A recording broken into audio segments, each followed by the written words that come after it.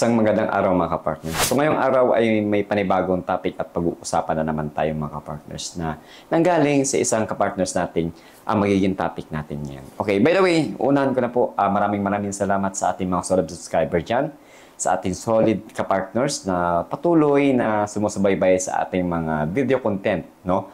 For the additional info and for the awareness of everyone, no? For the peoples. Yan. At ngayong araw na to ay ngayon ako naka-encounter ng tanong na napagawa tayo ng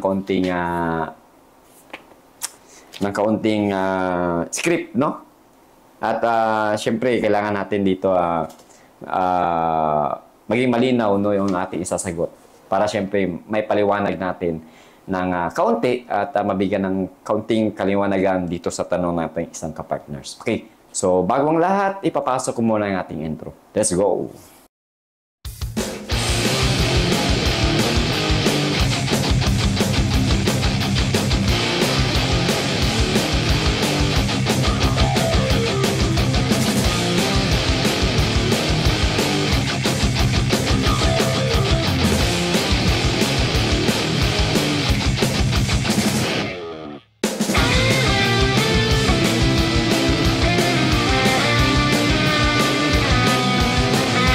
Magandang araw sa inyong lahat, no?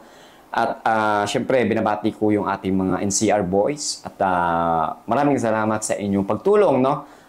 Nakaraang araw kasi ay nandun tayo upang mag-pick up ng mga items or mga gamit para sa jail. Okay, so nandun sila at tinulungan nila tayo upang magbuhat, maikarga sa ating sasakyan. So shout out sa inyo at saludo ako sa inyo, no? Sipagan lang ninyo at syempre good luck sa inyong jump off sa training center. Okay? So, ayan, umpisa na po natin ang ating topic. Okay, so, ipopost ko naman dito sa ating screen. Babasahin ko na, huwag natin patagalin dahil medyo mahaba ito eh. Okay, so ayan, nasa screen natin. Ito ang kanyang katanungan. Sir, may pag-asa pa ba na maambiyendahan na taasan ng batas yung age requirements sa mga bureau men in uniform? Hindi lang sa tri-bureau. Dahil nung term ni Digong, okay, naambiyendahan yung height sa mas mababa, kaya marami nakapasok sa service. If ever lang kung maisusulong ba ng gobyerno natin kahit sa age taasan pagaya sa Bucor. Okay mga kapartners, no? So, napagawa tayo ng script at naging interesting itong topic na ito para sa akin. At syempre, para din to, for example, kung makarating ito sa ating mga university at mapag-uusapan, malay natin, dahil dito sa video na to, baka mapag-uusapan, makarating sa Senado, no? Magkaroon ng idea ang ating mga senador na bakit nga ba hindi tayo gumawa ng batas o magsulong ng batas patungkol dito sa ating topic mga partners. Okay, but no, hiningi niya aking opinion kung ito ba ay may pag-asa, okay, o pwede bang mangyari. Yun ang katanungan ng isang kapartners natin. Okay, so step aside muna natin yung Tri-Bureau, yung BAGMP, PNPN, BFP. So tutungo muna tayo sa ibang ahensya ng gobyerno men in uniform. Okay? So yung mga partners, no, mahati ang ating pananaw. Okay? So, gumawa ko ng general conclusion at syempre naiba rin yung aking opinion. Okay? So, unahin ko sa general conclusion kung bakit nga ba, no, mahihirapan or medyo malabo maamyendahan o magkakaroon ng batas patungkol sa pagtaas ng age limit mga kapartners. Okay? Sa general conclusion ko mga kapartners, papasok dito yung capability individuals. Okay? Dito papasok yung kakayahan ng isang individual. Okay? So, pangalawa, syempre, titignan dito ang health condition. Ayan. Pag sinabing health condition, papasok na ito yung age, di ba? So, isa pa rito, mga kapartner, sa general conclusion nyo kung bakit medyo mahirap amyendahan itong batas na to. Okay? Yung length of service. Okay, pag sinabing length of service, syempre yung effectiveness ng isang individual. Okay? At dito rin papasok, ibig sabihin niya ng effectiveness ay yung pakinabang sa isang bureau. Ano nga ba ang pagiging pakinabang niyan? Okay? Syempre, yung priority ng bureau.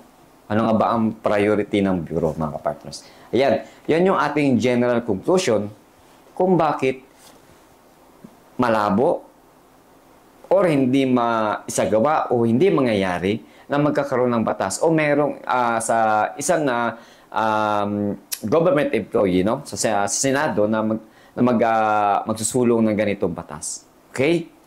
So, nasabi ko na yung general conclusion natin.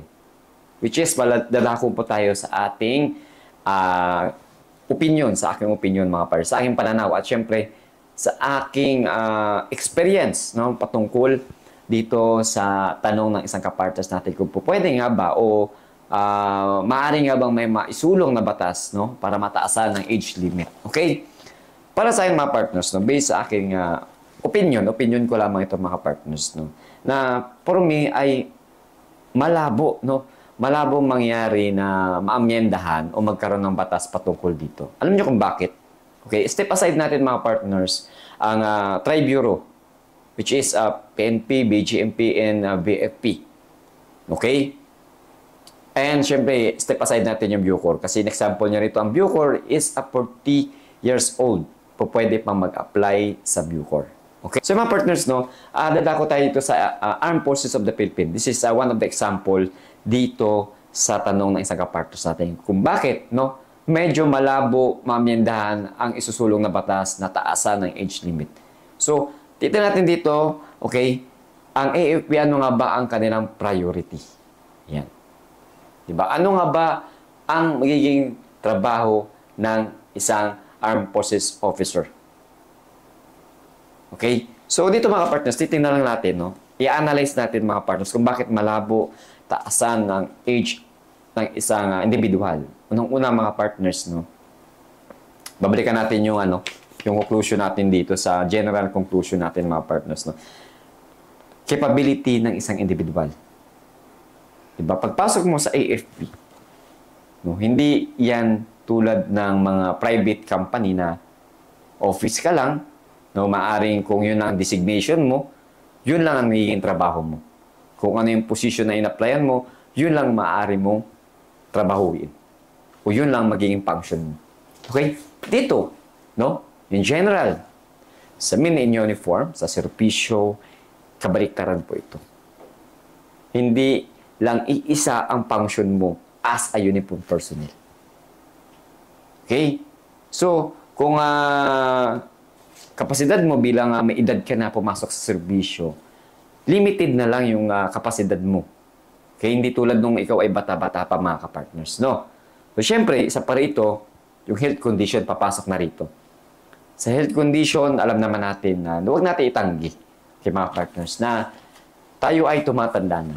Once na tayo ay nadadagdagan, bawat taon yung ating edad at napupunta na tayo sa stage na medyo aging na tayo, hindi natin may tatanggi na marami na rin mga sakit-sakit na hindi natin inaasahan na lumalabas.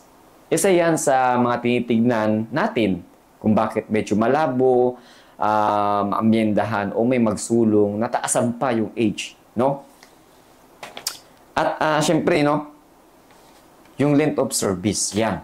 Dito tayo talaga medyo aangal ang gobyerno. Kasi, unang-una mga partners, ang age ng retirement ng isang uniform service, uniform personnel mga partners, ay 56 years old.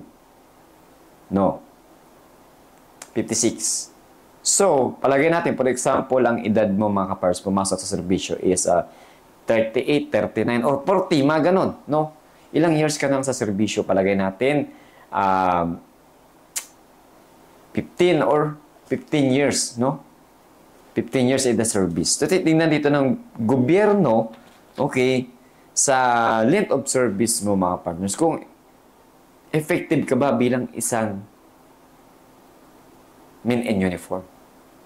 Di ba? Hindi ba malulugi ang gobyerno sa iyo? Yun ang tanong. At syempre, hindi ba magiging availability ng gobyerno itong individual na ito na binigyan natin ng konsiderasyon dahil sa edad niya? No? So, hindi ba malulugi ang gobyerno dito? Yan ang tanong, no? Yan ang tanong na maaring makaka-apekto na hindi, no, na hindi ito ma-push, no? Hindi ito ma-push ng mga senador natin. Dahil maraming maaaring magiging butas dito mga ka-partners. Yun na nga, no? At unang-una, sa AFP ano bang prioridad nila? So syempre ang priority ng mga armed forces of the Philippines, yung mga bata-bata nating mga individuals o mga aplikante. Bakit? No? Based on my experience, mga partners, no? Once na ikaw ay single, bata, iba yung flexibility ng ating pangangatawan. Iba yung bilis. Di ba? Aminin natin yan, mga partners. Okay, baka may umalma ng mga partners natin dyan na nasa age of 35 up na malakas pa naman ako, sir.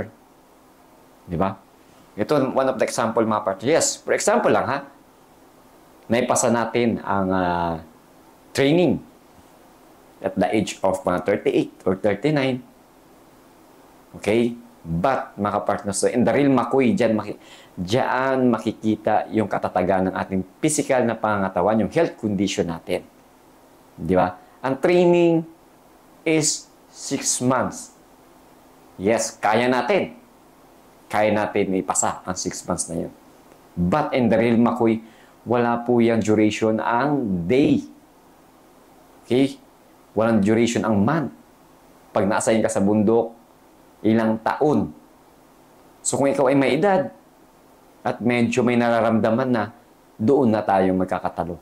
No? Yan ang iniisip ng government natin na imbis na makatulong sa ating bayan o makatulong doon sa bureau na pinasukan mo, ay maaaring maging liability pa ng government, ng gobyerno, itong individual na to, kung bakit natin pinayagan itong batas na to na taasan ng age.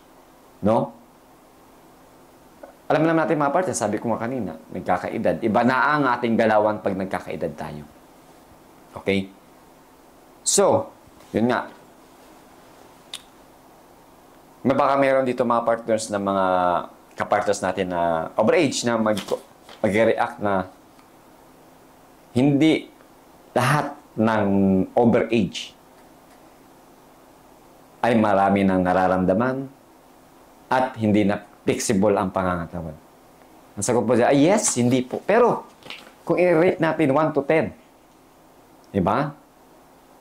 Hindi pare-parehas ang individual. Either maaring nasa 8%, 2%, no?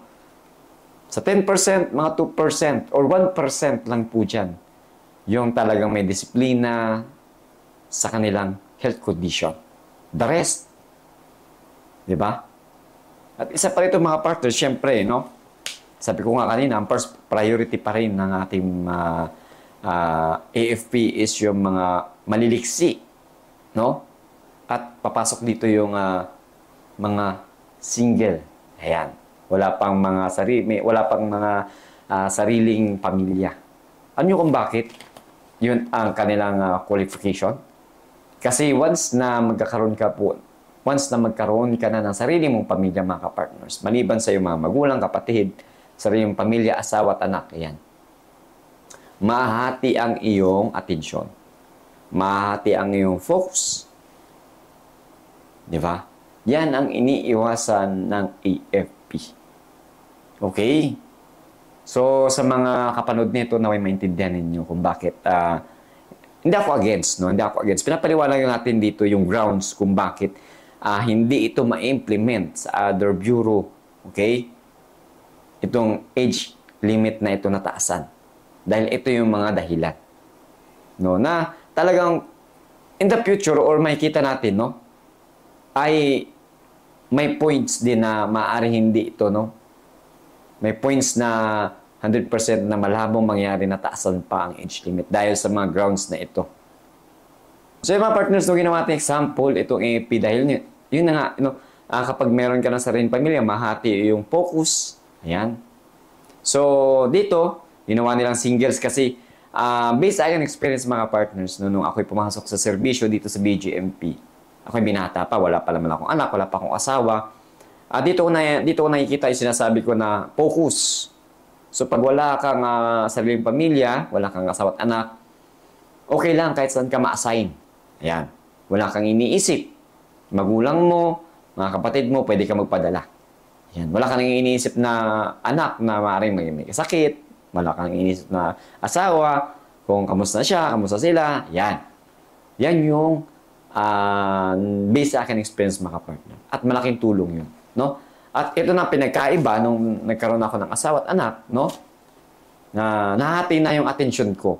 Dati-dati, di ba? Okay lang kahit ma-assign ako sa malayo. Okay lang kahit na gabihin tayo sa trabaho natin. Di ba? Wala tayong iniisip na ng oras na makauwi tayo. Di ba? Wala yon kasi binata tayo, wala tayong iniisip. Ito na nga, nung nagkaroon tayo ng asawa, syempre inisip natin na may anak tayo, may uwian tayo. Pag napalayo tayo, medyo masakit sa dibdib dahil hindi natin masyadong nakikita yung ating mga anak, yung ating asawa. Yan. Yan yung pinagkaiba. At syempre, pag may pagkakataon na wala nang ginagawa at uwian na, talagang uwi ka talaga. No? Uwi ka para lang makasama mo yung pamilya. Ayan yung pinagkaiba. At yan yung isa sa mga hindi priority ng ating, sa tingin ko ang ating AFP. Kasi nga gusto na makapag-focus ka kung ano ang iyong pinasok na bureau. Okay? Diyan nakikita yung capability. Okay?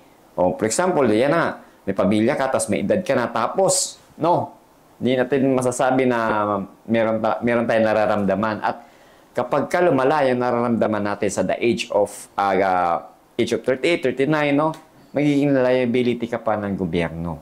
Ayan. Yan sinasabi ko. Magiging liability ka pa ng isang bureau na yon na pinasukan mo. Imbis na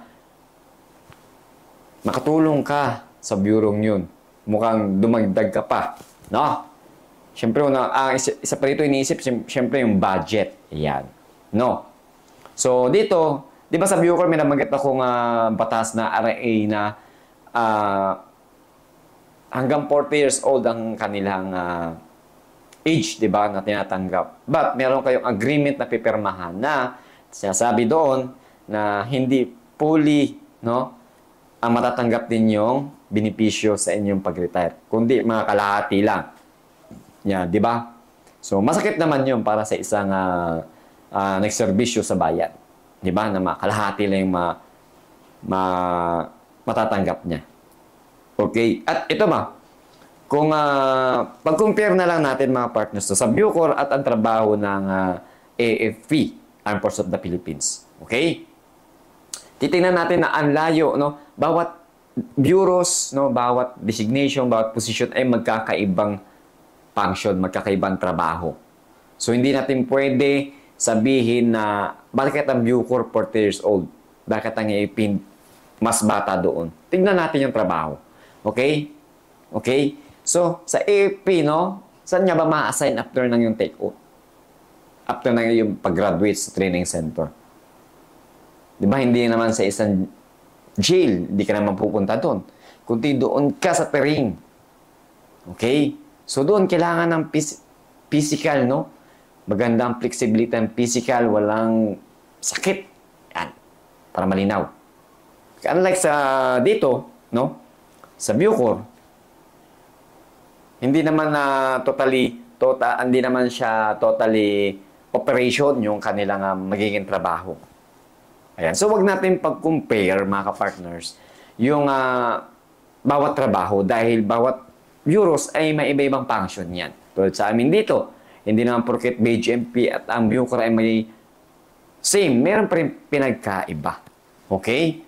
So, totally, ng mga parts in short, ang AP ay more on operation. Di ba? Hindi siya totally pang-opisina. Okay? Either meron naman pang-office, pero, no? Hindi naman po pwede na pag-graduate mo sa opisina kaagad. Di ba? Dahil ang sinasabi mo na, edad na ako eh. Pang-office na lang ako. No! Di ba nga, napapansin ninyo na lahat ng nasa operation, napapasama, ay mga bata. Kasi nga, maganda ang flexibility ng kanilang pangangatawan. Yung capability nila maganda pa. Di ba? At napapansin ninyo na karamihan, pagka ikaw ay nagkakaedad, napopromote, okay, dito na, sa kampo na nagpapa-assign. Kasi, at the age of 40 and above, dapat medyo relaxation na yung pangangatawan mo. Di ba? Kasi wag mo nang pilitin na, hindi, malakas pa ako. Dahil kakapilit mo nun, baka may mangyari pa. Okay? At syempre, ibibase ko sa experience mga partners kung bakit na nasabi kong medyo malabo na mangyari na mamiendahan itong isinusulong at naisipan natin sa kapartners na maaaring batas na dagdagan ng age limit, no? Unang-una mga partners, no? Sa serbisyo, sa Real McCoy, no? For example, pinayagan, no? Na magkaroon ng taasan ng age limit na nakapasa sa training, ipasa niya. Pagdating sa Real McCoy mga partners, nandito yung age gap at magiging issue yan, no? Dahil based on experience, kahit na senior ka, no? Kahit dalawang ranggo ang lamang mo, pero mas matanda sa yung junior mo. Respect kasi yung tawag doon, di ba? Sa field, sa Real McCoy, and then yung magkakahiyaan na lang. Ikaw ba naman, no? Ito na lang, real talk. Ikaw ba naman, utusan mo mas matanda sa'yo? Kahit sabihin mo senior ka, di ba, nakakabastos naman. Di ba? Andun yung magkakahiyaan na lang kayo. Yes po. Experience ko yan dahil pag kayo ay nasa Real McCoy na at lagi kayong magkakasama, no, nandun yung age gap na tinatawag. Siyempre, mas matanda siya sa'yo. Diba? Irespeto mo yung mas matanda siya sa'yo. Okay? Sa mga nakarelate nito, sa experience ko na to, talagang masay mo, tama si Sir. Diba? For example na lang, senior ka. Ilagay kita sa sitwasyon. Senior ka. May bagong graduate. Age of 40 years old. Ito na lang ha. Age of 40 years old tapos ikaw ay nasa 5 years in the service. Ba't ang edad mo? Bata ka pumasok. Nasa 30 years old. No, yan ang example natin para hindi na masyadong crucial yung ating maging example. Yan na lang. So, 40 years old yung bagong graduate. Tapos ikaw na 5 years in the service, 25 years old kang nakapasok, 5 taon ka na serbisyo, so 30 years old ka na, 10 taon ang gap ninyo. Okay, bagong graduate. Mas matanda sa'yo. Di ba? Paano mo siya i-approach? Sa araw-araw na kayo magkakasama, yan ha, araw-araw na kayo magkakasama, medyo tropa na rin kayo. Di ba? Imbis na utusan mo siya, mahiya ka na mag-utos kasi nga, mas matanda sa akin to. Ikaw na lang. Yan ha. Ikaw na lang. Yung imbis na iutos mo, ikaw na lang gagawa. Diba? Yan yung mga disadvantage nitong ano to. Kung tataasan man yung age limit mga partners, no? Yung age gap. Okay? So, medyo yan yung mga grounds na maaaring hindi ma-approve ito dahil sa grounds na sinasabi ko mga partners. Okay? At syempre, yun na nga, no? Baka pagsimulan pa ng issue ito, away, no? Alam mo naman, sa ating, sa field, no? Sa Real McCoy na pag matanda ka, ikaw ang masusunod. Di ba? Yun na kasi yung example ko kanina. Ang layo ng gap. Palagay natin, ang gap 10 to 8 years ang inyong gap, age of gap. Di ba? At syempre, pag matanda ka na, okay, pumasok serbisyo, hindi mo na mabobola. Okay, iba pa rin pagka mga bata-bata ang mga bagong graduate natin, no? So, yun, real talk, hindi mo na mabobola, hindi mo na maturuan dahil paano mo tuturuan, mas matanda pa sa iyo yun. Tama ba ako ka-partners? No, real talk lang tayo rito. At ito based sa aking experience, no? Nasabihin ng ating mga ka-partners na over age dito. Sir, hindi ako ganun tao. Masipag ako. No? Ibahin mo ako. Yes. Nasabi mo wala ngayon yan dahil wala pa kayo sa posisyon. Pero, pag kayo nasa posisyon na at nandun na kayo sa posisyon na yan, no, doon nyo sabihin. Habang tumatagal, no, sabi ko nga, nag-iiba ang tao. Di ba? Minsan, disadvantage, ginagamit na yun ng age. Mas matanda ako sa iyo. Di ba? Ganun po yun. Sa Real McCoy dyan nakikita.